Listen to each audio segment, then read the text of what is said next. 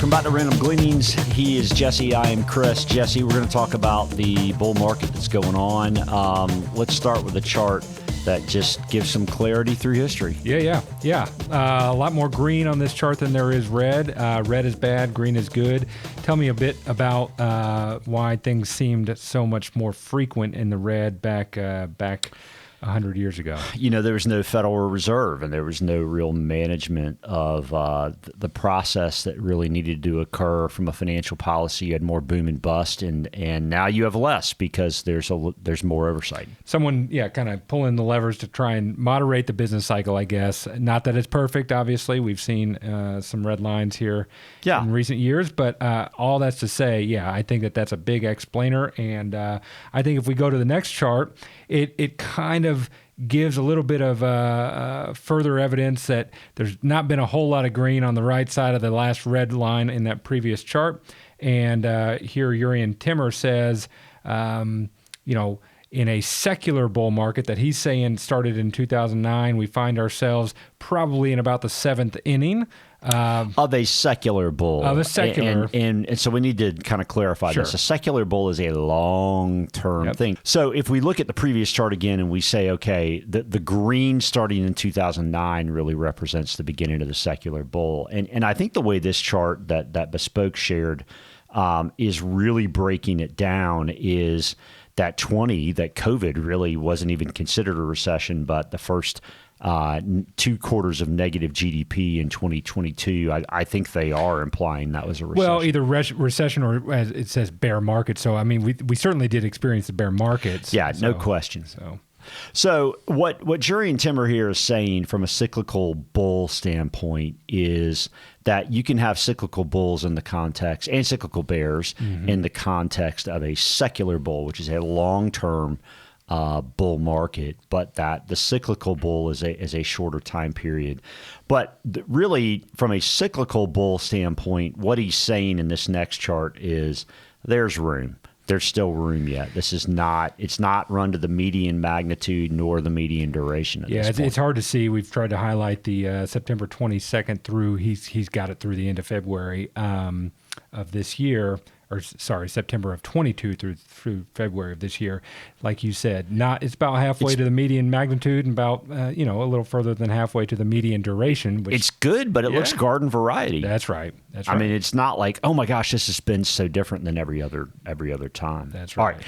So this is where it gets interesting, right? I mean, if markets aren't going to roll over and things are fine at this point, then the question becomes what happens next. So here's another chart from Bespoke. Just 2 sectors currently above the 50th percentile when looking at their historical S&P 500 weightings.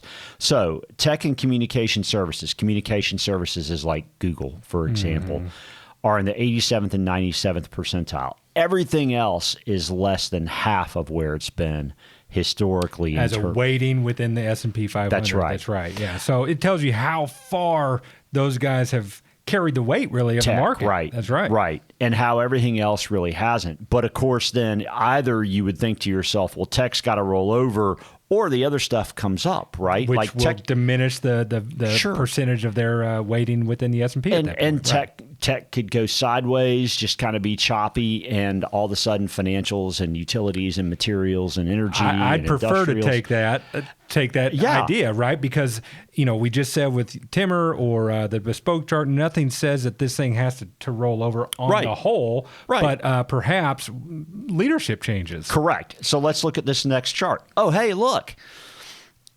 You've got, 6 or 7 sectors that are really kind of taking the leadership position. And communication services is on an uptrend, but energy, industrials, financials, materials, even utilities up. Discretionary is kind of sideways. Discretionary largest are Amazon and I think Tesla. Which has not had the best run of it lately. But you can see in the bottom left, especially, that tech has kind of been on a little bit of a downtrend. And then finally, on the right-hand side, you've got all your defensive sectors, consumer staples, healthcare, real estate. And you would expect those to kind of be kind of trending down when more cyclical growth is working on the other side. So, well, and again, we talked about this before with those three charts in a downtrend a little bit. From a relative strength standpoint, that's no reason to get bearish either, right? Because you would start to see those guys tick up. So interestingly, tomorrow's CPI, by the way, Consumer Price Index. So we'll have new inflation numbers. We'll talk about that in a second. But a couple of weeks ago, we highlighted this tweet from Bob Elliott, who was one of Ray Dalio's right-hand guys at Bridgewater. And he pointed out through the end of 2025, GDP remains above potential, unemployment remains at secular low, core PCE remains above mandate, and this is the fourth year. Next year would be the fifth year. All three of those are supportive of inflationary upward pressure. And then he says the Fed cuts by 175 basis points or more. One of these things is not like the other. Okay. So we highlight that again really to talk about the things that are still kind of going on. Yeah. You pulled this next chart for a backdrop. Yeah. So this is just where things landed with the CPI report last month, looking back to February. And again, the core CPI was at 3.8, and it's still above 2. It's almost double what their desired goal is. That's right. And I think sometimes what's lost is we've seen the downtrend of inflation year over year from June of 22 come down, and yet if you ask the normal person and you're pounding the table, oh, but inflation's coming down, coming down. They're like, dude, you make people mad. Don't tell me that. Let's look at this next chart from Charlie Bolello, and this is from April 5th. He said a Wall Street Journal analysis found that a commonly purchased basket of supermarket goods increased 36% over the last 4 years, which is 8.1% per year, all while the U.S. government CPI figures show an increase of 25%, which implies 5.8% a year. So something's a little awry there if what we are experiencing is not what we're being told about inflation. But either way, that sort of rise in inflation on everything that we need for day-to-day living has gone up that fast.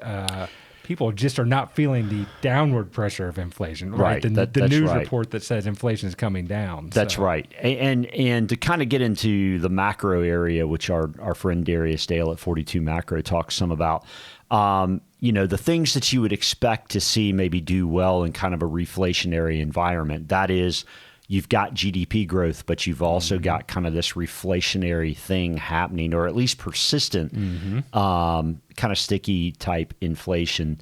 Definitely not disinflationary, right? Right.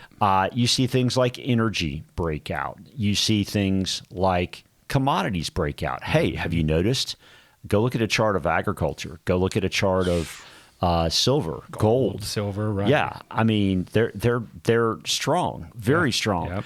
So there are other areas from a reflationary perspective that kind of seem like they're breaking out. And this chart from Meb Faber is pretty interesting too.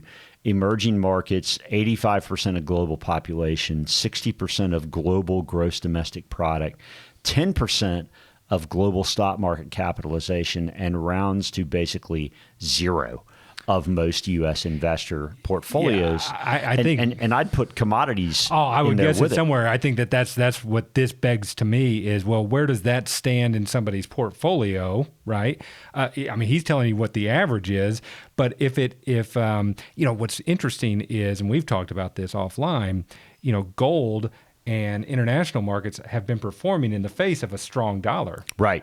If the dollar were to weaken just a bit, those things ought to continue to do really well. Right. Yeah. So you would think no promises, but of course. I mean, if the dollar weakened, most everything would do well. And it seems like the Fed is kind of up to something in changing their policy. Maybe it's do no harm in an election year, and you can understand that. But let's face it, these higher interest rates are costing the government a heck of a lot of money.